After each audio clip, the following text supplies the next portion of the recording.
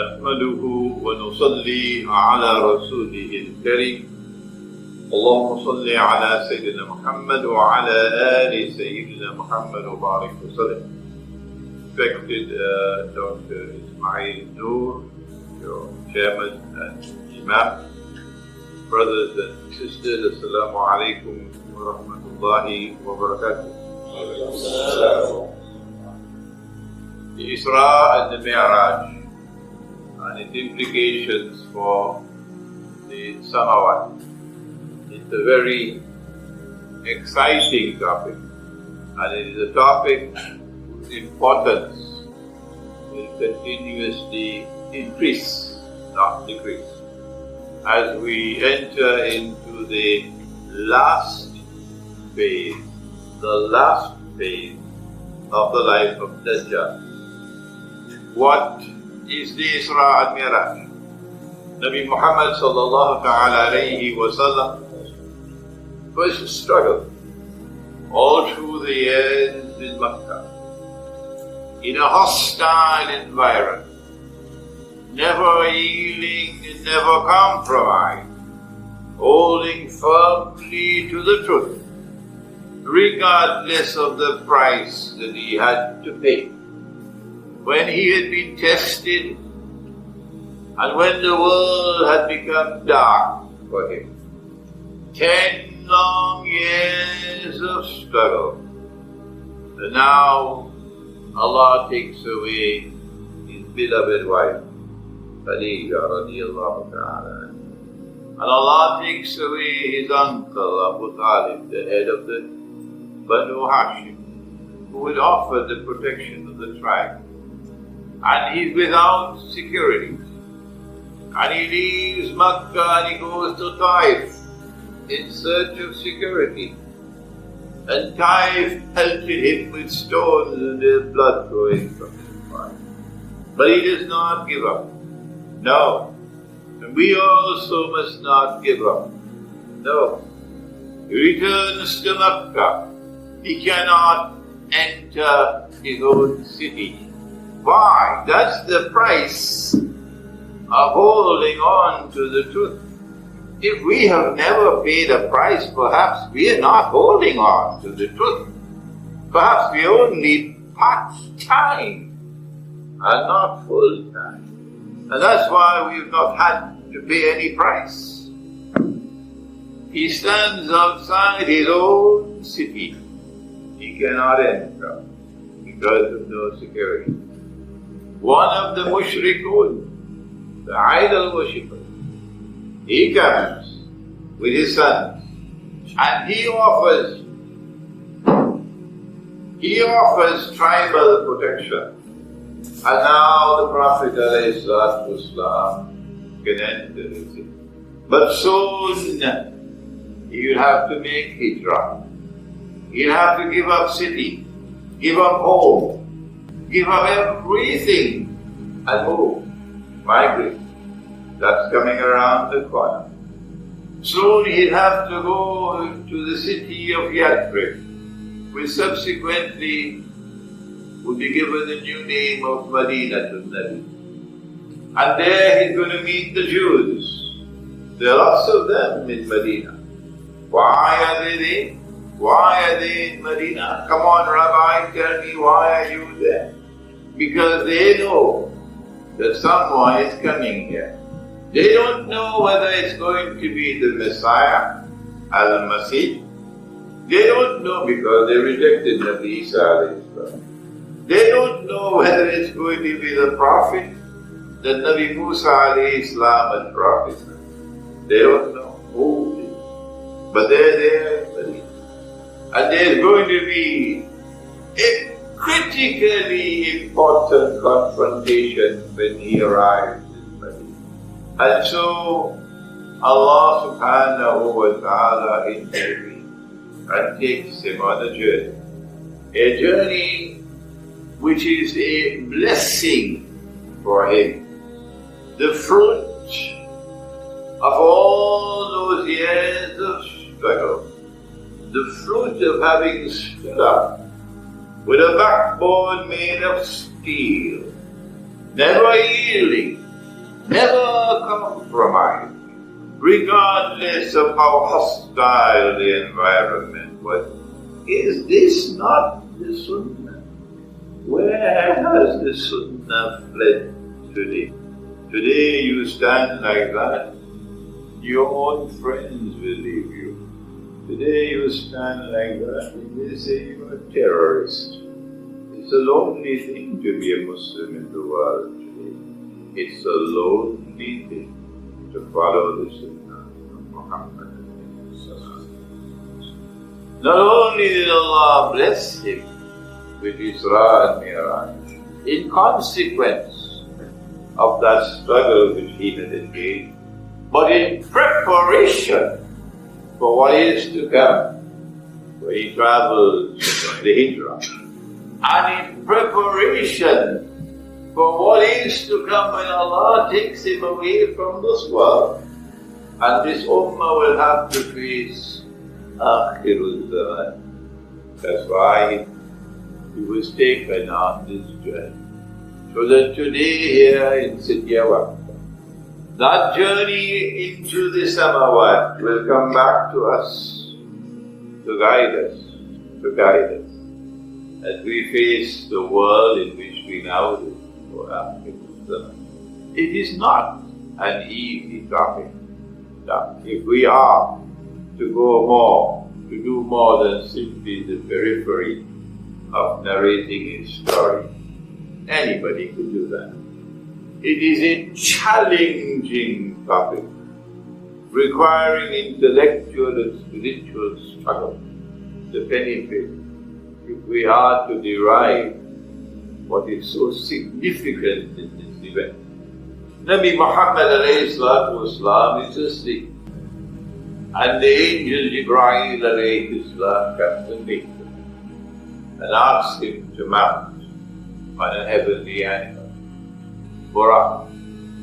And the animal takes him on a journey into the Samawat and back to the material universe, into the Samawat and back into the material universe, while he's traveling from Makkah to Jerusalem. Is this happening by accident? The Buraq comes down, caravan is camped for the night, and Nabi Muhammad comes up Buraq. There is a container of water, and there was a lid on it. And he removed the lid and he drank the water. Is this by accident? From the Samawat back to the material universe, and then back to the Samawat. Is there a message being sent to us about travel? Or is it just a matter of drinking the water to provide food on the journey? And then again he comes back down. Caravan is camped, and the camel has broken loose. And he calls out to the people who are sleeping, your camel is broken loose. And then up again. Why is Buraq doing this? Is it to teach a lesson pertaining to travel from this world of space and time to the parallel universe? How important is that topic? We will see later, inshaAllah. And when he arrives in Jerusalem, the prophets of Allah are there, but he sees them in their terrestrial form. And then subsequently, as he goes through the Samawat, he sees them in their celestial form. And he marvels at the difference, the terrestrial and the celestial. He leads a salat in which all the Anbiya alayhi salat participate. The salat takes place in Masjid al-Aqsa, but at that time Masjid al-Aqsa was a garbage dump. There was no building. So is this the Masjid al-Aqsa of this world and space and time? Or is it the Masjid al-Aqsa in another world of space? And then Jibreel alayhi salam offers him 2 cups, one with milk and the other with you know what, in South America, that part of the world from where I come, where you have the American Indians, they call it fire water. Fire water. Why? Is this by accident? Or is a profound message being sent for Akhirul Zaman? Do we need to put our antennas up and minutely examine every single event that occurs on this event? Is it a journey? Is it that in Akhirul Zaman mankind are going to be tested with alcohol? And alcoholism and drug addiction is going to destroy? And we must prepare ourselves to choose that which is good and wholesome, milk, rather than that which is the mother of all evil. And he chooses the milk. And Jibreel alayhi salam replies that you've chosen well, you've chosen fitna. And then he ascends to the Samawat. And each Sama, there are 7 of them. They call in physics the parallel universes. The physicists no longer doubt the existence of these parallel universes. Different worlds of space and time. And as he traverses the worlds of space and time, different Anbiya alayhi salam welcome. And the angels welcome. But there was one angel who never smiled. When you meet someone who does not smile, you're not very comfortable with such a person. Which reminds me, Dr. Noor, I have traveled around the world a lot of this. I have never found people with a sweeter smile than in Malaysia. Both men and women, both men. And a more artificial smile than an American politician smile. Yes, you can judge people.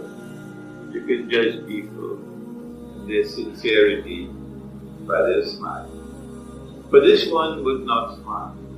Who is he?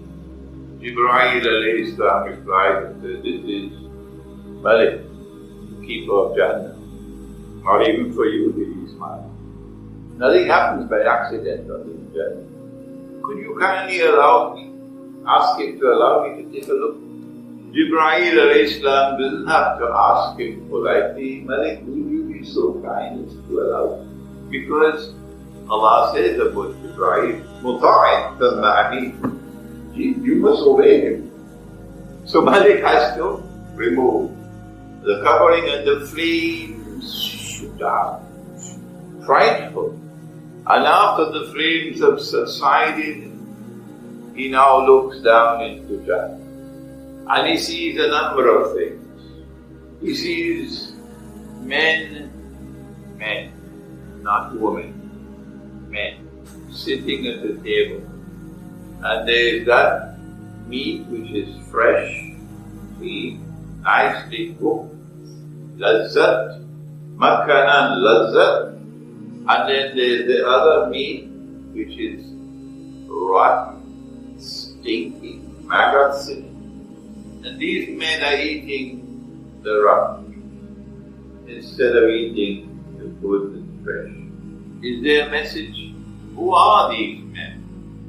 Is there a message for us in Akhirul Zaman? These are the men who left the wives of Allah and made halal for them to commit zina.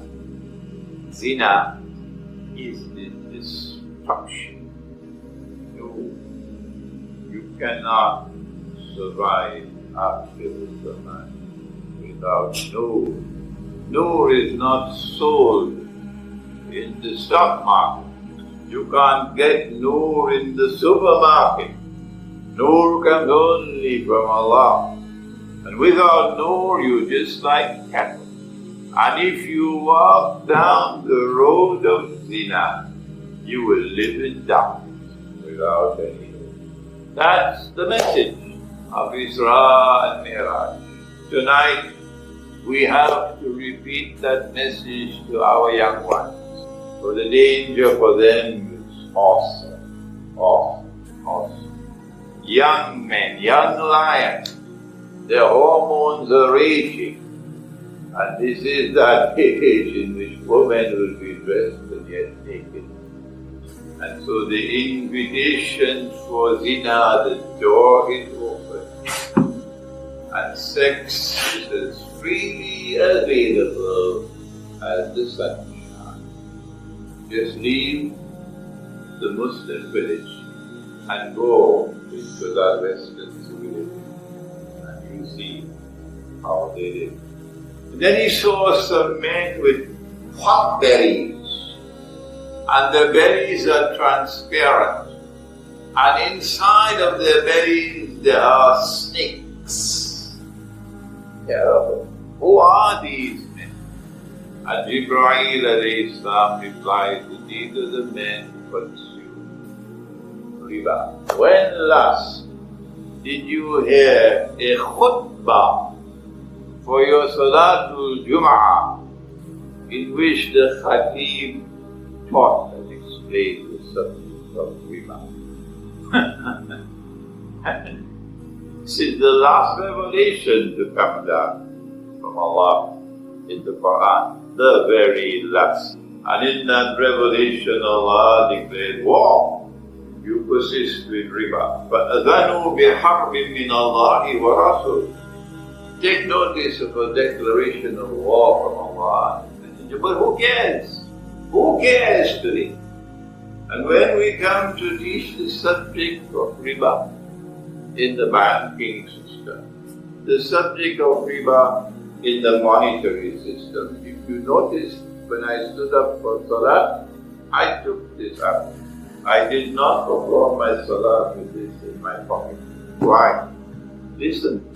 Your brother Imran Hosein has done his homework, and he's not talking idly when he says that the money which we are now using, the US dollar, French franc, the euro, Malaysian ringgit, Pakistani rupee, and whatnot, it's bogus, it's fraudulent, it's utterly haram.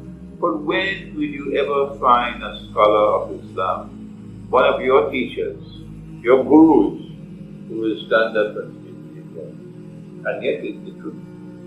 I've done my homework, I know my subject. It's riba. The banking system, there's riba in the monetary system, there's riba all around us. So who cares about riba? That was the message from Isra and Mi'raj. And then he's allowed to see Jannah. And in Jannah, in Jahannam he found majority were women. Majority were women. This is not something to castigate our mothers and sisters and daughters. This is the mother of all wake-up calls to the women of Islam. If your head cannot bow to the Quran, sister, you are in trouble. You can take your PhD and throw it in a garbage bin. All your academic accomplishments, you can throw it into a garbage bin, my sister. If that pretty head of yours cannot bow to the Quran. Yes, I know they're going to be angry with me, but I don't preach Islam to please people. It doesn't bother me. The head must bow to the Quran. And most women in the world will not be Muslim. That head of theirs cannot bow. No, that head of theirs cannot bow to the Quran. That's why the majority were in Jannah for women. So you want to ask me, well, where is the book? That our heads will not bow to the Quran. Imran said, I'll give it to you. And then he was allowed to see Jannah. He saw a most beautiful girl, and he described her. Who is that girl? This was Allah's gift. This is Allah's gift to one of the companions. And so Islam is sending a message of the status, the faith, nature. In Akhir al-Zaman, you've got a choice to make. On this side there is lust. A lot of it in Akhirul Zaman. Lust. And with lust you'll go to her and you'll use her and you will exploit her and you'll enjoy her and you'll abuse her and you'll degrade her and you discard her. And she will remain a memory for just a fleeting, and that memory will eventually get smelling fit for the garbage. And that is Dajjal's plan, and he brings the feminist revolution and the sexual revolution. And on the other side there is love. Lust and love are opposite to each other. In this one it's like a wine that you drink to satisfy your thirst. But strangely, the more you drink, the greater the thirst. The thirst never goes with lust. And on this side there is love. And one sip with love, and the thirst is quenched. This is the way to go to a woman. This is the way to show respect for a woman. And the best of all gifts that Allah will give to you in Jannah is a woman. And the gift will give us the description of the woman. So don't you want a piece of Jannah here on earth? Why don't you get married? So you get a piece of Jannah here on earth. This is a message not only for men, but also for women. That if you go down as a woman down the road of zina, and there's so many women now going down that road, you're going to end up as garbage. Because lust belongs to the garbage bin, and love is something that is fragrant. So Dajjal gets you to postpone marriage and postpone marriage and postpone marriage, and don't have to go to university. You stupid people used to get your girls married when they were 14 and 15. But we are now civilized. We are progressive. We have risen to a higher state than you fools. We don't marry our girls at 14 and 15 anymore. No! Our girls are married when they're 20, 21, 22, 23, 24. Yes. Get the price. Why don't you tell us the price? Why do you hide it? How many of them are still virgins? Be careful when you deal with this subject, because it's not going to be comfortable for people who are brainwashed by Dajjal. This is the gift that Allah has for you in Jannah, the gift of a beautiful girl. Description of that girl given by Nabi Muhammad ﷺ. Nothing happens in the Isra and Mi'raj by accident. Everything is profound with meaning and significance, particularly for Akhirul Zaman. And then he returns. And when he returns, the spot on which he was lying was still warm. So this journey took place in a fraction of a moment. It was not a journey in space and time. No. You can't travel to Jerusalem and up into the Samawat and back, and the spot on which he was lying is still warm. No. It has to be a journey in which you left this world of space and time, and you traversed other worlds of space and time. That appears to me to be the most profound, the most important, the most significant of all the messages which are being sent to Isra and Mi'raj. They question him, if you did perform this journey, why don't you describe Jerusalem for us? And Allah put Jerusalem before his eyes, and he was able to describe. The two caravans arrived in Makkah, and when they were questioned, they said, yes, it happened. We put the water there, and there was a lid on the water. And there was water in the container. In the morning when we got up, the lid was still there, but the water was gone. And the other caravan confirmed, yes, we were sleeping and we heard a voice crying out, your camel has broken loose. We woke up, we saw nobody, but we saw the camel had broken loose. Confirming the dinner. Yet there were Muslims who left Islam because of it. And today there are Muslims who leave Islam because of what we say in the Quran. It is unpalatable for the new, sophisticated, educated intellect and personality. They want an Islam that will allow them to live comfortably with the mother world. That's not going to happen tonight.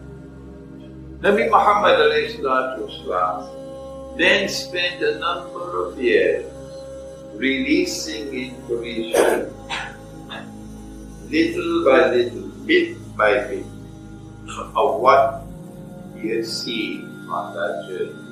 And we now leave the first verse of Surah Al-Isra and we go to Surah Al-Najm. And in Surah Al-Najm, we are told that فَدَنَا فَتَدَلَّى. He approached and he came even closer. فَكَانَ قَابَ قَوْسَيْنِ أَوْ أَدْنَى. And he approached so close that he was at a distance of, the bow and the arrow, 2 bows. You can take one bow, put it like this, and then a second one and put it like this. And you get a distance this much. Are you looking at me? 2 bows. But may Allah bless my teacher of blessed memory, Maulana Dr. Rahman who instituted in the curriculum for us as students of Islam a subject entitled the Islamic Philosophy of Science. And Imran had to study the Islamic Philosophy of Science because of Maulana Dr. Rahman. And he brought an eminent scientist to teach us. And that eminent scientist told us, don't put the bows like this, 2 bows like this. Put the 2 bows like this. If you put the 2 bows like this, they will touch at a point. A point by definition has no length, no breadth, no thickness. It is non-spatial. And so, فَكَانَ قَابَ قَوْسَيْنِ أَوْ أَدْنَى means that the approach which is now taking place is outside of the framework of space and of time. That's the 2 bows. فَأَوْحَى إِلَىٰ عَبْدِهِ مَا أَوْحَى. And Allah now gave to His servant what He gave him as inspiration. مَا كَذَبَ الْفُؤَادُ مَا رَأَى. He's seeing a lot of things that Allah is showing him. But he's not seeing with these eyes. مَا كَذَبَ الْفُؤَادُ. He's seeing with the heart. And so we have now epistemology. Their epistemology, the godless world, is that knowledge comes only from external observation and rational inquiry. That's the epistemology of your modern universities around the world. But the epistemology of the Quran is different. That we don't see with one eye, we see with 2. We not only see with external observation and rational inquiry, but we also see with an internal eye that the heart can also see. They don't teach that in any university on the face of the earth. If a university were to teach that, they'll shut down the university. مَا كَذَبَ الْفُؤَادُ مَا رَأَى. His heart did not reject that which the heart saw. But the heart will only see if there is nur in the heart, and if you go down the road of zina, you will have no nur in your heart. So you will live in doubt. So be careful when that door to zina is open to you. Be careful. You must remember that when you go into that room, you're going to live in doubt. Not only does zina destroy nur so the heart can see, but the same thing with riba. The same thing with riba. That's why we had the men in the meat, the good meat and the rough meat. And that's why you had the men with the pot belly, with snakes in the belly. مَا كَذَبَ الْفُؤَادُ مَا رَأَى. And then the surah goes on to say that Nabi Muhammad ﷺ reached to the farthest point that he could go. Sidratul Muntaha, the farthest low tree. Beyond that, Isra could not go, only Muhammad ﷺ. But Allah used that tree, the symbolism of that tree, to again provide more knowledge to the Prophet. He is looking at the tree, the sidra. مَا زَاغَ الْبَصَرُ وَمَا طَغَى. So not only is he seeing with the internal eye, but he is seeing with basar, spiritual insight, basar. And that basar of his with which he is traveling does not waver, does not become tired. But when Musa alayhi salam was on the mountain and said to Allah subhanahu wa ta'ala, Arini anzur ilayk, show me yourself, I want to see you. And Allah says, Lan tarani, you cannot see me, not with these eyes, Musa alayhi salam. But look to the rock. And then he directed his divine tajalli to the rock. And the rock exploded. And Musa alayhi salam fell down unconscious. But over here, he's gazing. Ma zaga al-basar. And his gaze does not waver at all. He doesn't fall down unconscious. لَقَدْ رَأَى مِنْ آيَاتِ رَبِّهِ الْكُبْرَى. He saw the greatest of the ayat of Allah. And he now chooses to disclose what he saw piecemeal over a period of time. So we get it little by little, little by little. And you got to be able to connect the dots when you read the seerah. It is at this moment that he is looking at the tree that he saw a woman dressed and yet naked. It is at this moment that he is looking at the tree that he saw a woman dressed like men, with trousers. Now it's become blue jeans. And then nearly all of them have joined a particular jamaat called the blue jeans jamaat. And the blue jeans become tighter and tighter. Women will be dressed like men. Then you have a jacket, because you've got to dress like a man when you're working and assuming the functional role of men in society. Because you face the same morning traffic and you face the same evening traffic. Anything that a man does, a woman can do. And I'm now a professional woman. So you've got to dress professionally. You do not dress like a woman. When you're professional, no, you've got to dress like a man. He said it. And he saw it on the tree. So you see her with a jacket cut like a man. And I went to a hotel in Jakarta and I saw all the women working in that hotel all the time. This he saw. And he saw men dressing like women. Why would a man dress like a woman? Answer, to attract another man, that's why. And so homosexuality will become rampant If a man is to dress as a woman, the first thing he has to do is to shave off his beard.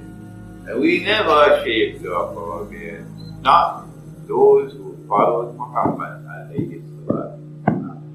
until they shaved it off and we followed them, and that is the truth, whether you like it or you don't. So if you choose to shave off your beard, you better prepare yourself on Judgment Day. When you stand before Allah, explain to Him why. Why did He put a beard on the face of the beard? Why? Two reasons. The first one, of course, you all know it, to distinguish the male from the female, the divine wisdom. So you can tell from a distance who is a man and who is a woman, just look at the face. You don't have to look at any other part of the body. Or what's the second reason, Dr. Ismail? What's the second reason why Allah put a beard on the face of the male? Dr. No doesn't know. Anybody knows? Answer? So children can play with it. Pick up a baby, and the first thing the baby will do is start playing. He saw that the time will come when you will not find a single person in all of mankind who will not be consuming riba. He saw it. He saw Dajjal. He saw Gog and Magog. He saw the Malhama, or what the Christians call the Armageddon. And the Malhama has started, let me tell you that. The Malhama has now started by proxy. The proxy war going on in Ukraine now. They're fighting Russia by proxy.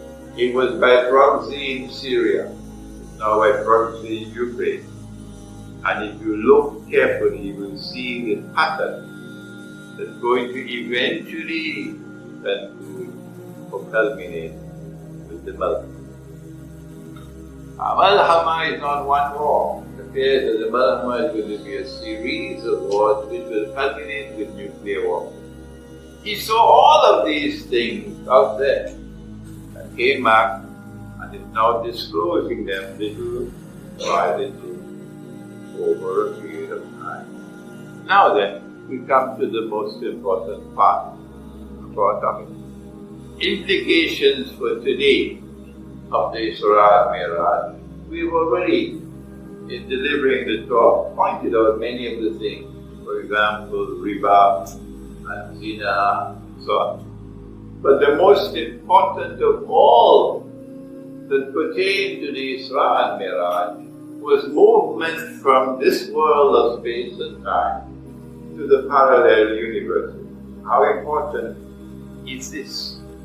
The greatest fitna that mankind will experience, from the time of Adam alayhi salam to the last day, will be the fitna of Dajjal. You know that you're now living in the age of Dajjal, who wants to impersonate the Messiah, and therefore who has to rule the world from Jerusalem, and therefore who has to liberate the Holy Land, because the Holy Land is under Muslim rule. He's done that already. He's got to bring the Jews back to the Holy Land to reclaim it as their own. He's done that already. He's got to restore a state of Israel in the Holy Land and get the Jews to believe that this is Holy Israel. He's done that already. He's got to get Israel to become the ruling state in the world, and that is about to happen. And then he will stand up in Jerusalem and declare, I am the Messiah. That's coming around the corner. So you know you're living in the age of Dajjal.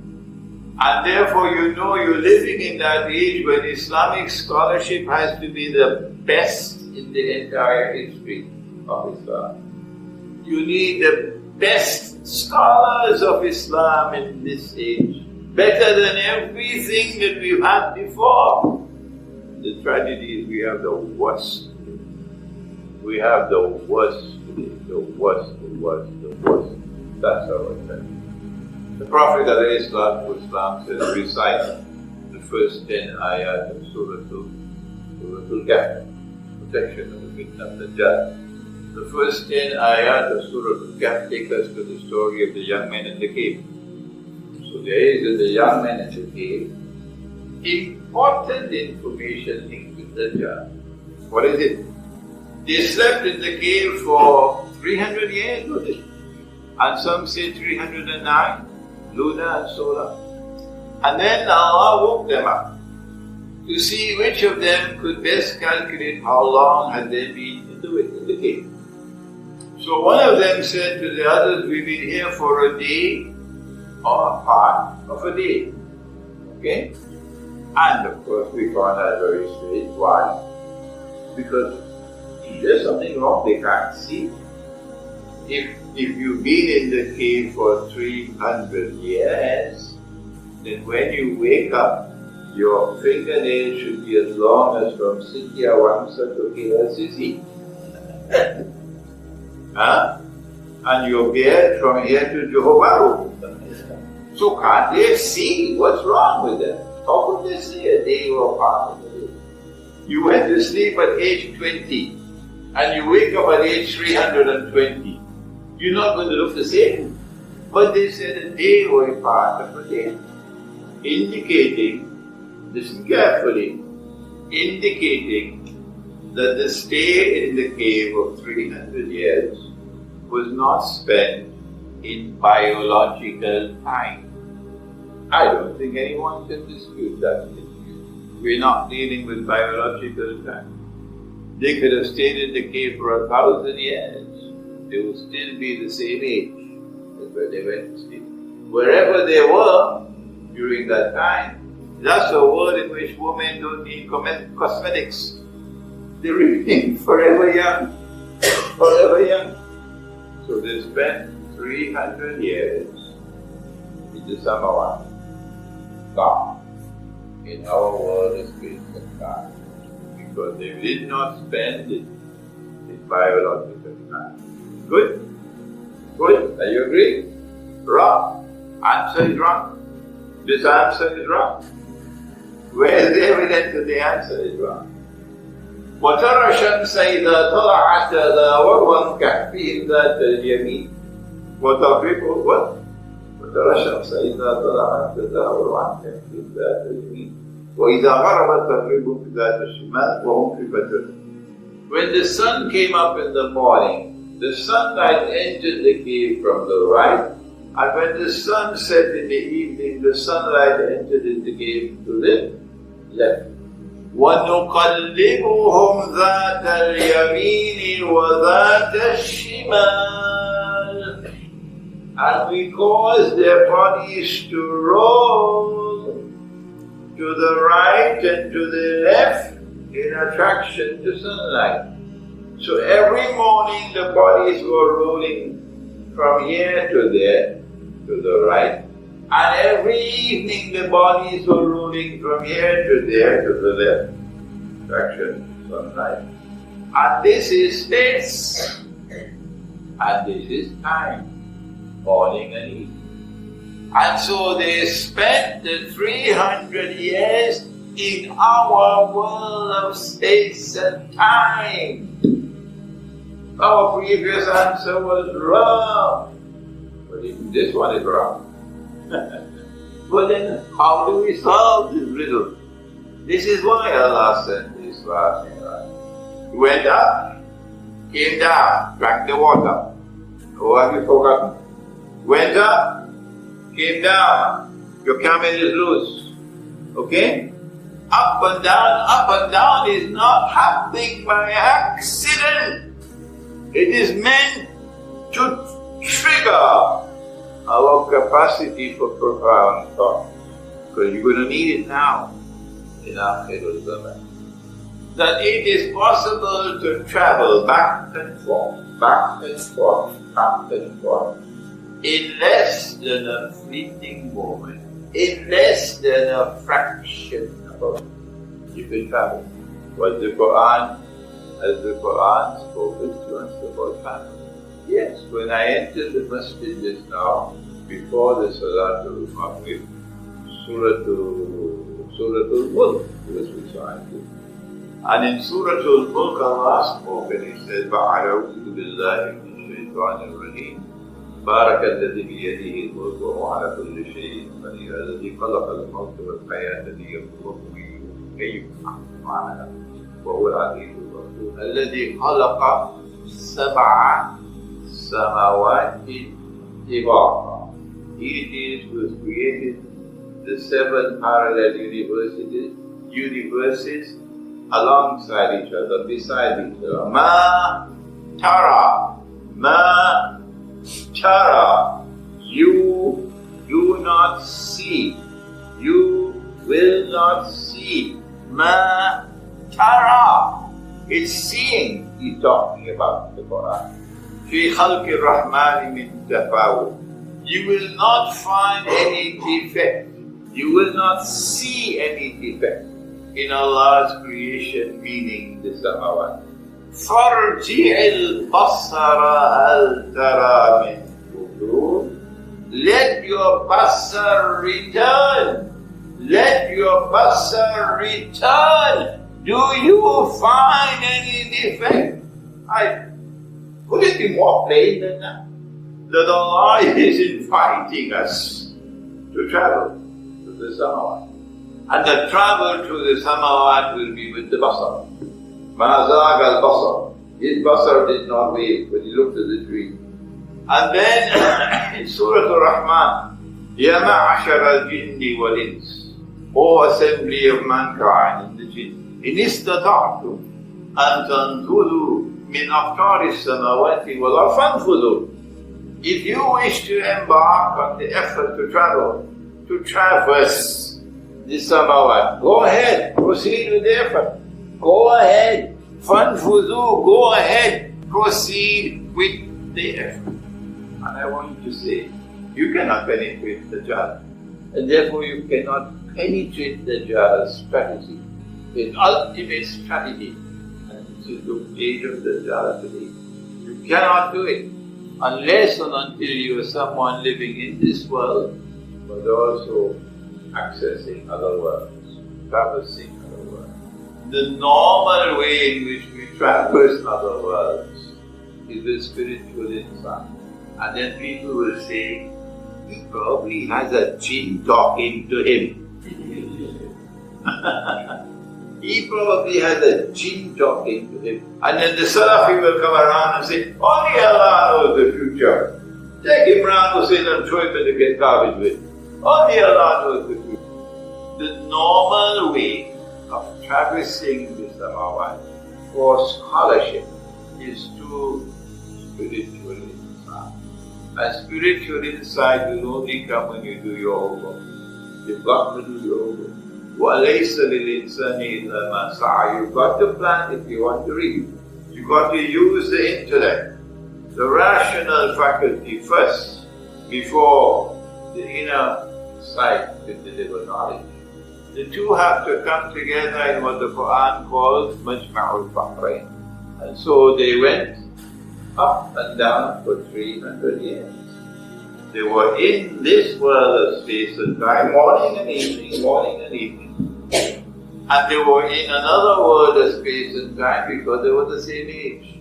So it was constant movement back and forth, constant movement back and forth. Can we do it?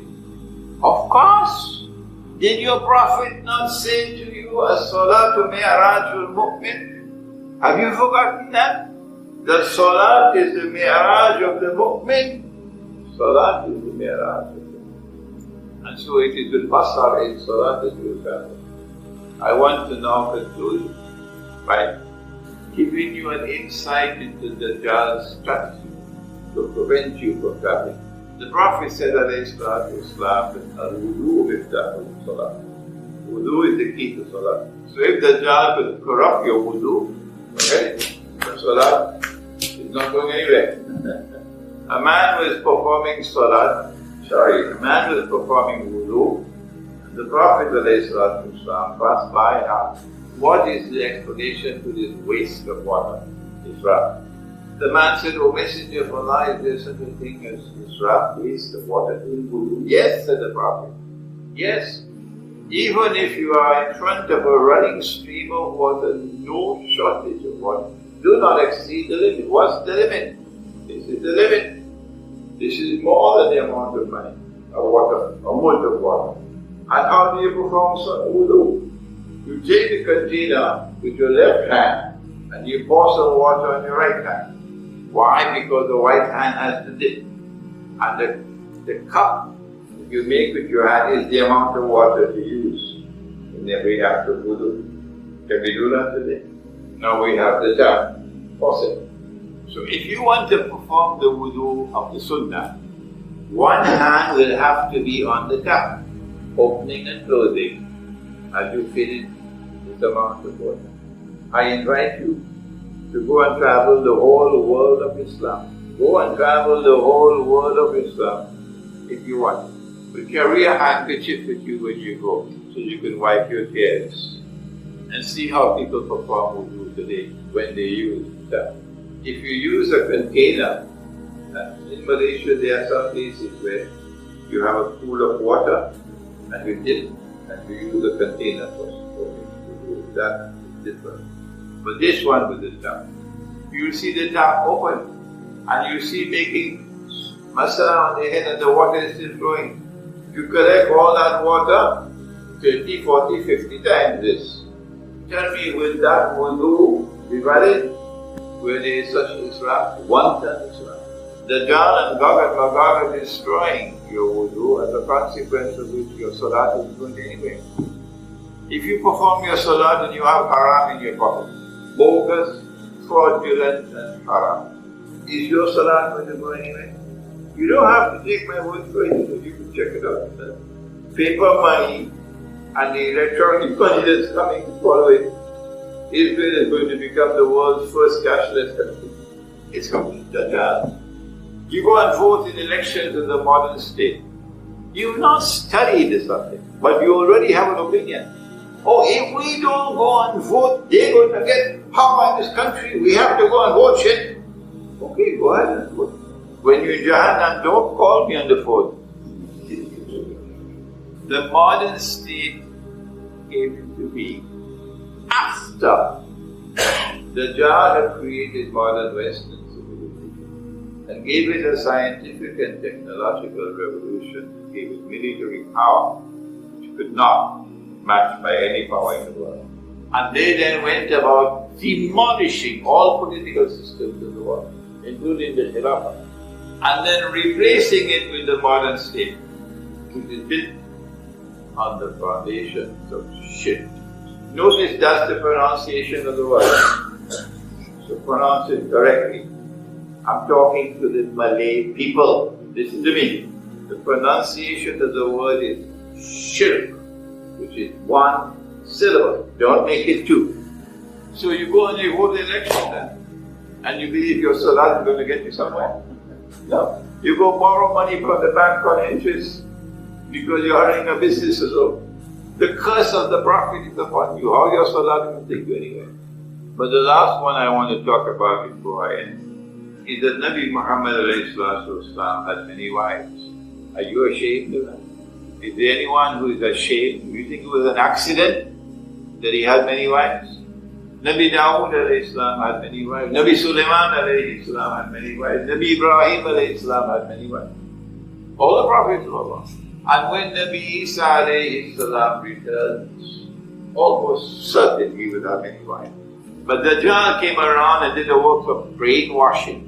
And the brainwashing is meant to get you to believe that good men who are models of society, are men who have only one wife. And so no woman in the world wants a husband to take a second wife.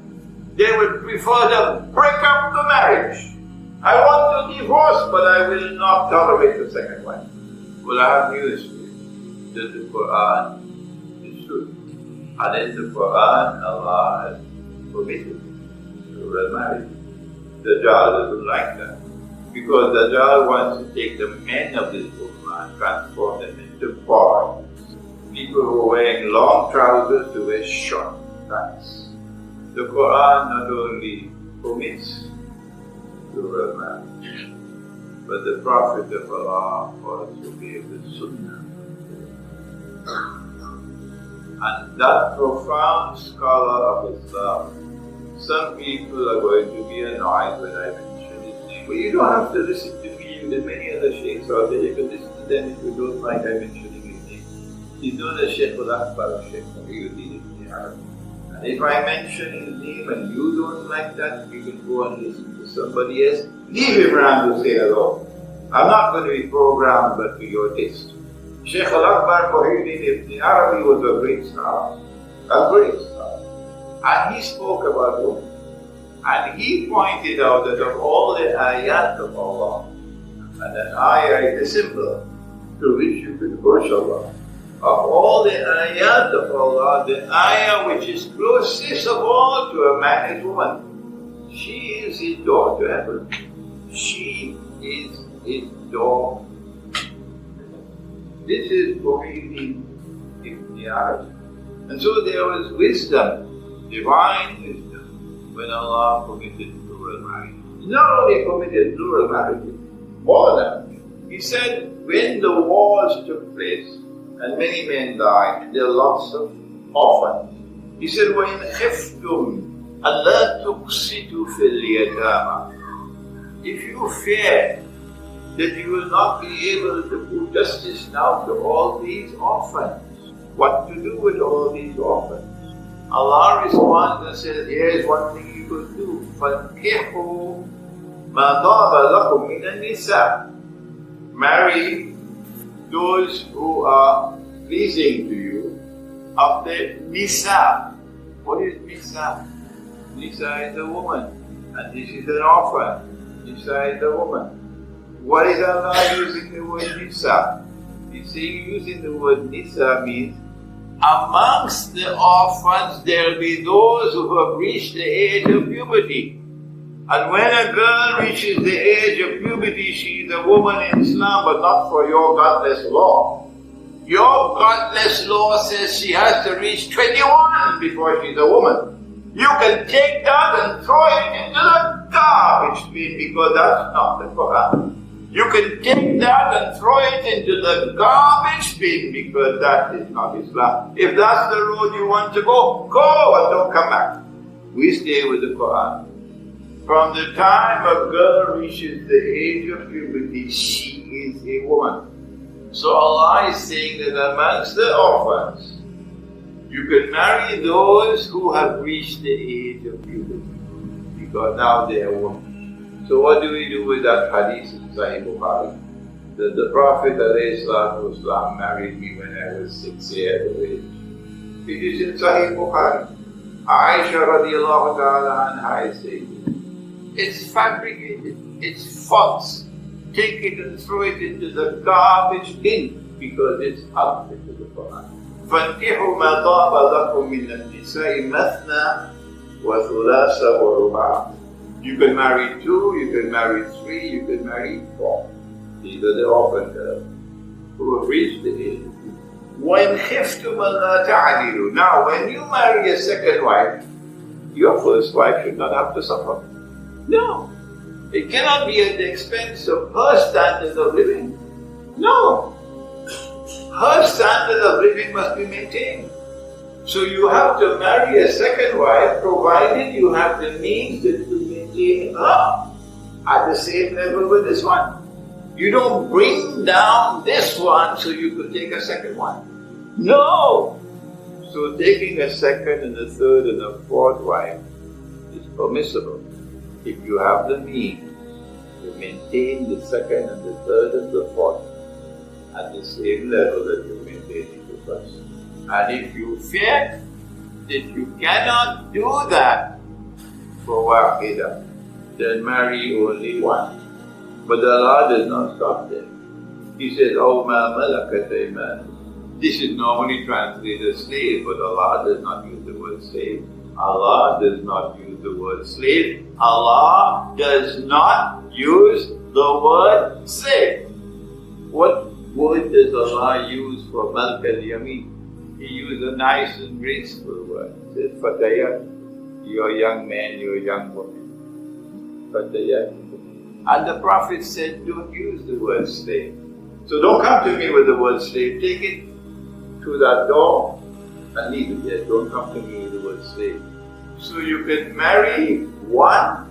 أَوْ مَا مَلَكَتْ أَيْمَانُكُمْ. You are also allowed to have intimate relations with a category of women who are not your wives. Dajjal doesn't want that to happen. Dajjal does not want that to happen. So this verse of the Quran is now in full storage. Surah Al-Mu'minun. قَدْ أَفْلَحَ الْمُؤْمِنُونَ. These are the ones who are successful. Who are they? Those who perform the salah. Those who give the zakat. Those who stay away from idle talk.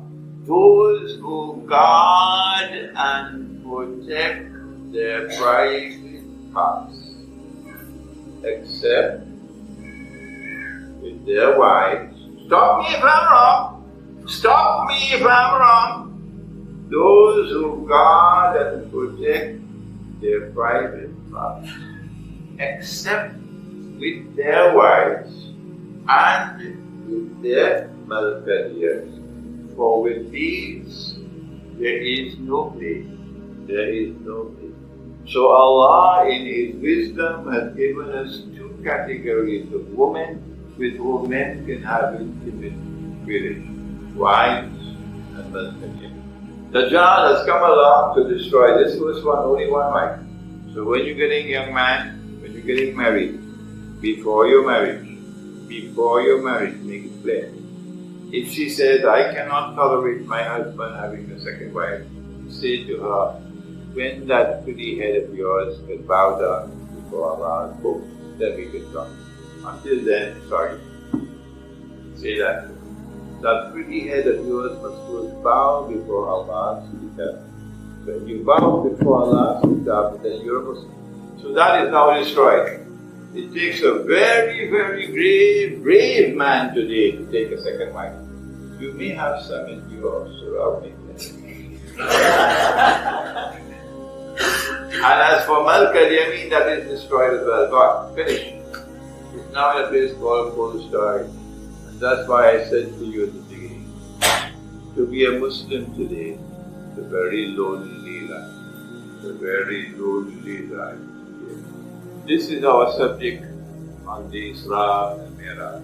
And I hope now at the end of the topic, you are beginning to connect the dots, to see that Dajjal has a master plan, which has been at work for a long time, to ensure that men cannot have the Samawat, because men are being reduced, and women cannot travel, because that pretty head will not bow before the Quran. May Allah bless our sisters of Islam. May Allah bless them with Jannah. Build houses for them in Jannah who say, if it is in the Quran, I submit to the word of Allah. Whether I am comfortable with it or I am not. When she says that, I submit to the word of Allah, I ask you to join with me in taking dua that Allah might build for her a house in Jannah. ربنا تقبل منا إنك أنت السميع العليم وتب علينا يا مولانا إنك أنت التواب الرحيم برحمتك يا أرحم الراحمين آمين.